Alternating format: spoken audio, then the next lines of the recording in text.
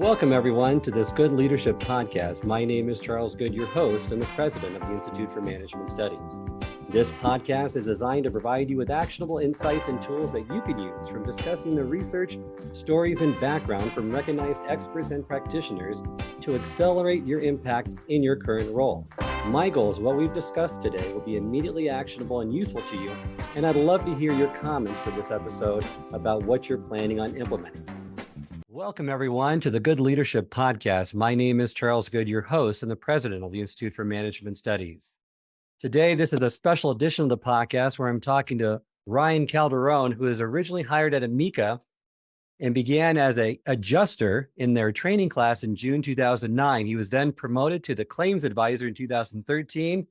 And in 2015, he transferred to the training and development as a training supervisor. Then as of February 2018, he transitioned into the role where he currently now resides as the talent development manager in the human resources department of Amica Insurance. Thank you for joining me today on the podcast, Ryan. Thanks for having me, Charles. Appreciate it. I always like to start off by having you give our listeners some of the highlights of your background and what got you interested in the learning and development industry. Yeah, absolutely. So I am a born and bred Rhode Islander. So shout out to the Ocean State, which is where the headquarters of Amica Mutual Insurance is located. I was lucky enough to attend Johnson & Wales University down in Providence and started my career. And the only time that I've ever had a job post-college has been here at Amica. And so you touched on a bit of my history with the organization. I was lucky enough to come to training and development when training and development was its own department in 2015, and I had a great experience, and then had an opportunity to come back into a new role, as you outlined earlier.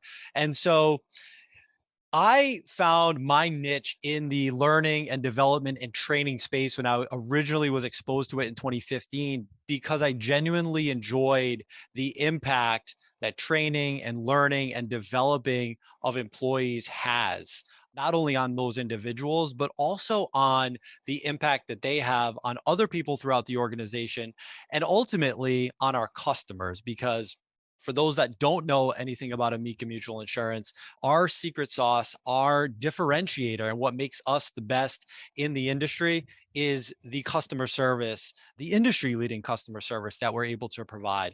And so my belief is that the more that we equip and educate and skill our employees, the better and more enabled they are to provide that exemplary and industry leading customer service. We are in agreement, and thank you for providing that background for us. I'd like to now kind of discuss what are those key trends and disruptors that you are seeing now in the learning and development industry to enlighten our listeners of the podcast. Yeah, so I'm sure I'm not alone when I talk about time being one of the biggest challenges with regard to developing people and enabling people to take on the many development offerings that we put out there and that we create here at Amica and within this really talented section of human resources. And so, we look at time as the biggest challenge for our people and the desire to learn.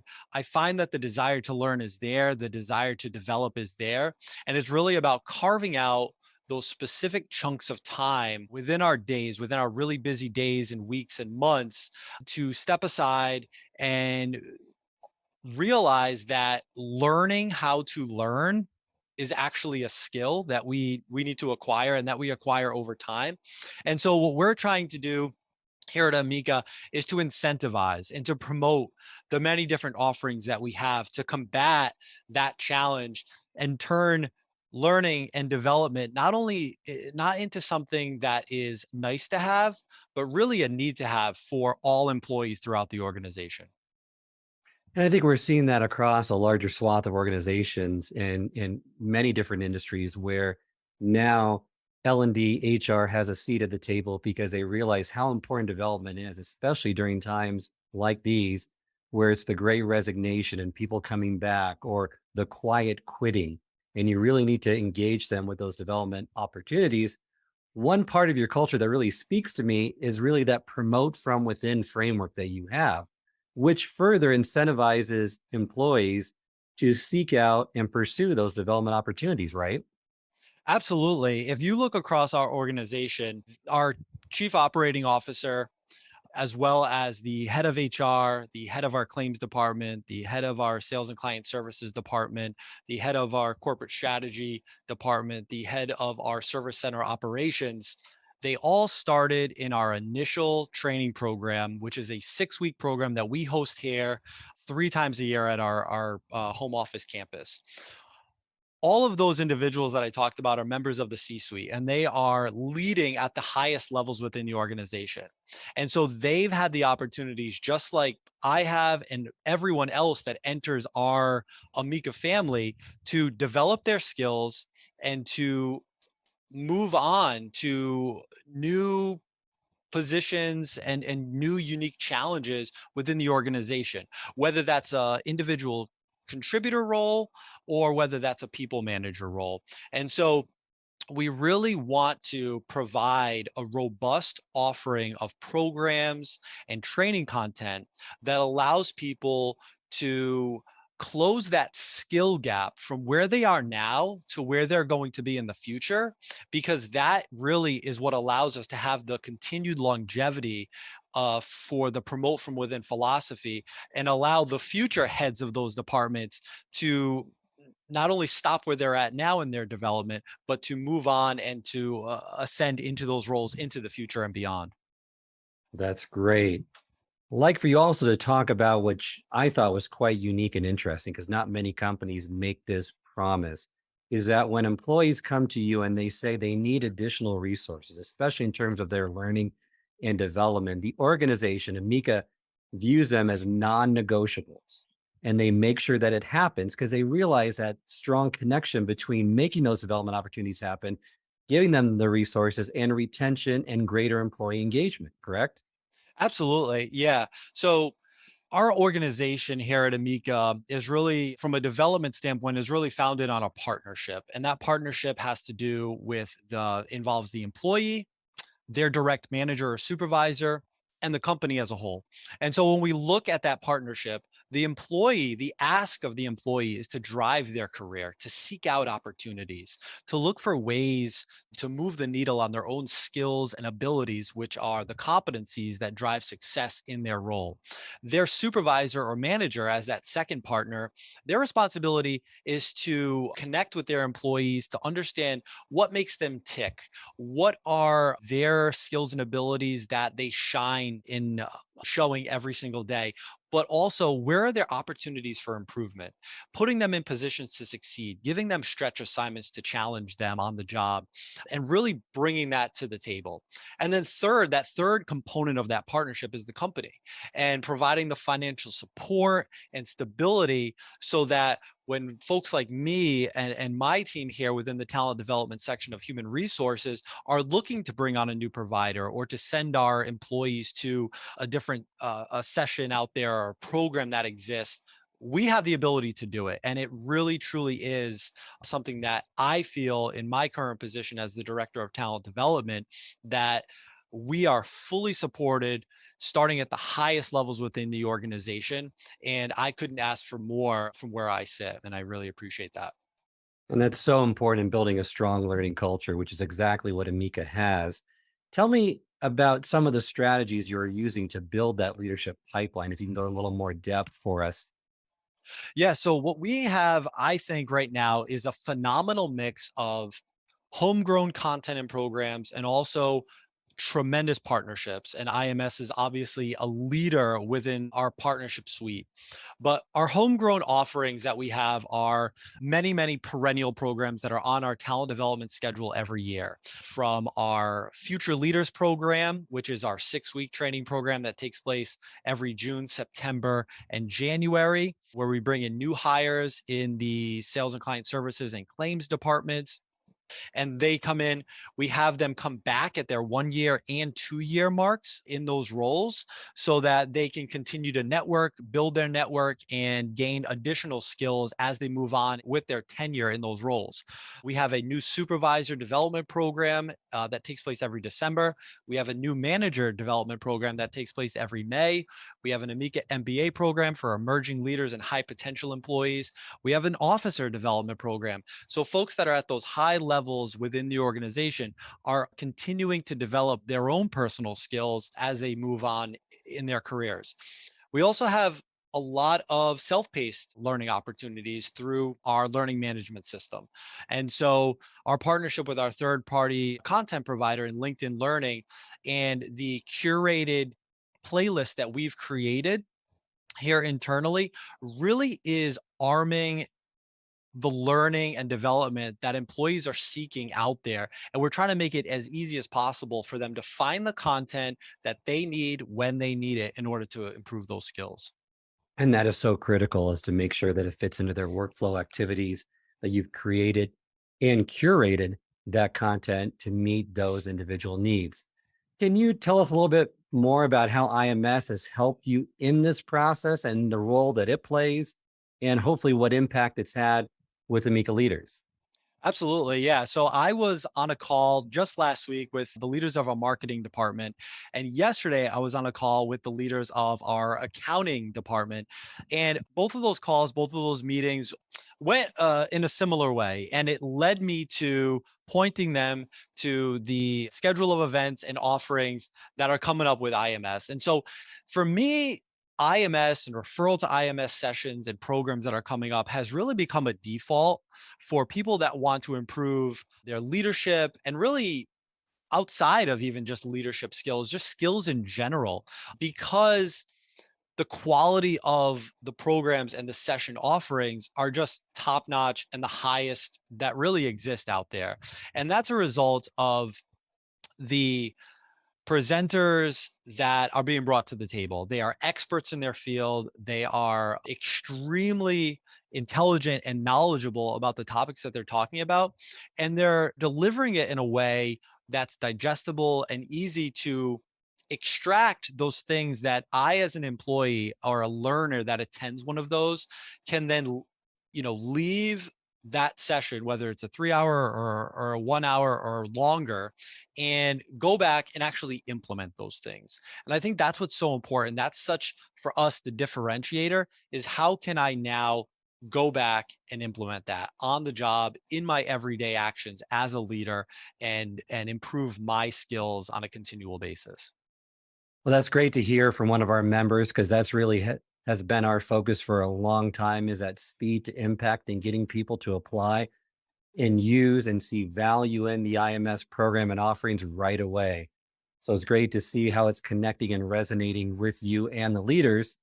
Is there anything that you can speak to now and try to unpack a little bit more of the leadership, the learning culture at Amica, and how it's unique or different from where you have been in the past or other companies you've partnered with? Yeah, so I'm happy to say, Amica was the first organization that I was lucky enough to get hired by right out of college. And I've been with Amica for over 13 years. I've never been with another corporate organization in my time as an adult. And I think that's probably rare for your listeners and for the people that are going to be viewing and listening to this. But it's something that I'm really proud of. And I think it's because of the type of company that Amica is. I have been the lucky recipient of the from within philosophy, and having the opportunity to develop my skills and attend any and all sessions and programs and learning opportunities that I've wanted to attend. And I know that those things have helped me immensely. We are huge proponents of continuing education, and you see behind me a little bit of the institutes. And I carry 6 designations through the institutes and also 1 through SHRM. Those are things that we are promoting all the time. And so when I think about the learning culture here at Amica, it's it's all inclusive, it's all encompassing around how to be successful at Amica. And so again, that starts really at the top with, our president and CEO, and trickles down throughout the organization. Thank you. And I would definitely agree, from seeing a lot of those Amica employees coming to IMS programs and seeing the impact that it has and the culture that they are a part of. Is there a story that comes to mind of someone that's been to an IMS program recently and the impact that it's had on them? Our listeners always like to have that connection to that individual story or person.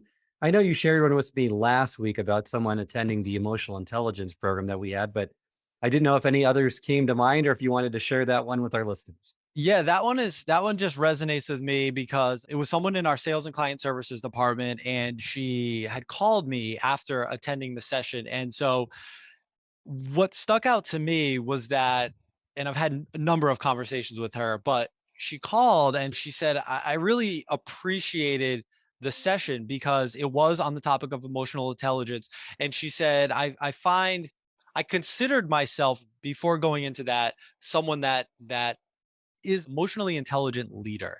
And that's how she described herself. But what she told me was that she had an increased level of awareness of maybe some of those, her peaks, her real abilities an EQ standpoint, but also some of those valleys where maybe she can improve and move the needle. And she found that, if it wasn't for just the high quality facilitation of the content of that, she may not have walked away with that same level of aha moment and awareness that she walked away with. So I think what that tells me is that even people that are good in a skill can become great. And that was her way of moving the needle towards great when it comes to that emotional intelligence skill. Great story. Love the impact that it had. And I'm so happy that she had some value and was able to implement things right away. One final question that I like to ask everyone toward the end is, if you could pick one thing, what's the one thing that you love the most about helping leaders grow and develop? Let me say this about developing other people. I am in a unique role, one that I'm very thankful to have here at Amica. And, I get a chance to see new employees come through, again, our 6-week program 3 times a year. And those employees that come through, many of them are fresh out of college and they don't know really anything about the industry. And to see those individuals come back at the 1 year mark, the 2 year mark, be promoted to supervisor and come back to the supervisor development program, to see them get promoted and come back to the manager development program, so on and so forth. I can't tell you how amazing that makes me feel. And I know the rest of the team feels the same way, because we truly feel like we've had a small part in helping to develop that employee and assisting them in driving their career, if nothing else. They're the ones putting in the work. They're the ones that are driving their career, but we all feel like we're able to have an impact on those folks. I will also say, if I can just add one more thing, our section within human resources here in talent development, we have a unique role, the assistant training instructor, which is a rotational role where training instructors will come into the department for about 2 years, and then they will rotate back out to one of the core business units. And similarly, it's amazing to see these 1 to 2 year employees come in, serve in the role as an assistant training instructor, facilitating content, training content, prepping for our perennial programs, and they do so and acquire a brand new set of skills. And then to see them rotate off of my team, which is bittersweet all the time, but to see them rotate off and get promoted and become leaders within the organization for years to come is really just such a rewarding aspect of my job in the seat that I sit in, and one that I wouldn't give up for anything. That's great to hear. Thank you so much, Ryan, for sharing your insights and your time with us today. I know our listeners really appreciate it. Absolutely. Thank you for having me, Charles. This concludes this episode of the Good Leadership Podcast. If you'd like to subscribe, this podcast can be found both on Apple and Spotify and can also be accessed on the Institute for Management Studies website at ins-online.com. Until next time, remember, it's not what you know, but what you do consistently that makes a difference.